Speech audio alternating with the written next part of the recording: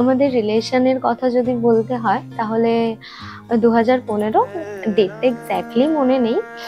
First ওর সাথে আমার একটা ইনভিটেশনে দেখা হয়। তো তখন জাস্ট দেখেছিলাম, ভালো লেগেছিল বেশ ওকে, ও আমাকে দেখেছিল, ইটস ওকে। তখন থেকে জাস্ট একটা ফ্রেন্ডশিপ চলছিল। আজ জিয়া তুই ছাড়া ডাকিতা জাগে না, চাই হৃদয় তোর সারা লাগে না, লাগে এই কথা বলতে বলতে হঠাৎ একদিন আমি ওর একদম বেস্ট ফ্রেন্ড হয়ে উঠি। এমনই বেস্ট ফ্রেন্ড হয়ে উঠি যে ওর কোনো কাজই আমাকে ছাড়া করতেই পারে না, মানে ওর যে কোনো কাজ আমাকে সাথে নিয়ে করতে হয়। দিন রাত এ দু চোখের দরিয়া। তো এইভাবে আমিও না অভ্যেস হয়ে গেলাম কি ওর সাথেই এরকম আমার লাইফের যে কোনো পজিশন যা কিছু হবে সেটা ওর সাথে করতে খুব ভালো লাগতো। তুই ছাড়া ডাকিতা জাগে না, চাই হৃদয় তোর সারা। দেন আমি একদিন হঠাৎ বুঝতেই পারিনি যে এইভাবে ফ্রেন্ডশিপ থেকে আমি কখনো হয়তো ওকে ভালোবেসে ফেলেছি, কিন্তু এটা আমরা কোনোদিনই দুজন দুজনকে জানাইনি।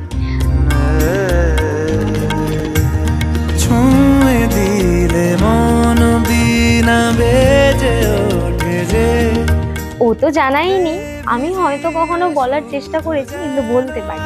আখি না ভেজে জানি না কিভাবে তোকে। হঠাৎ আমার একদিন খুব ইচ্ছে হলো যে আমি ওকে প্রপোজ করব। ও সেদিন কিচ্ছু জানতো না। 12 নভেম্বর আমি ওকে প্রপোজ করি অ্যান্ড ও কোনো অ্যান্সার দেয়নি, শুধু বলেছিল যে আমি তোমাকে চিনি, আমার খুব ভালো লাগে, আমি একটু টাইম। এটাতে আমি একটু আপসেট হয়েছিলাম কি ফার্স্ট প্রপোজ আমি লাইফে বোধহয় ওকেই করেছি, এর আগে কোনোদিন কাউকে করিনি। তো তারপরে 2 মান্থ কেটে যাওয়ার পরে ও ফাইনালি আমাকে প্রপোজ করে অ্যান্ড সেটা আমার জন্য ভীষণ ভীষণ খুশির দিন ছিল। মানে আমি এটা হয়তো বলেও কাউকে প্রকাশ করতে পারবো না যে কতটা খুশি ছিল। রং মেশায় দিন রাতে দু চোখেরই দরিয়াতে, কে আর তুই ছাড়া লাগে না।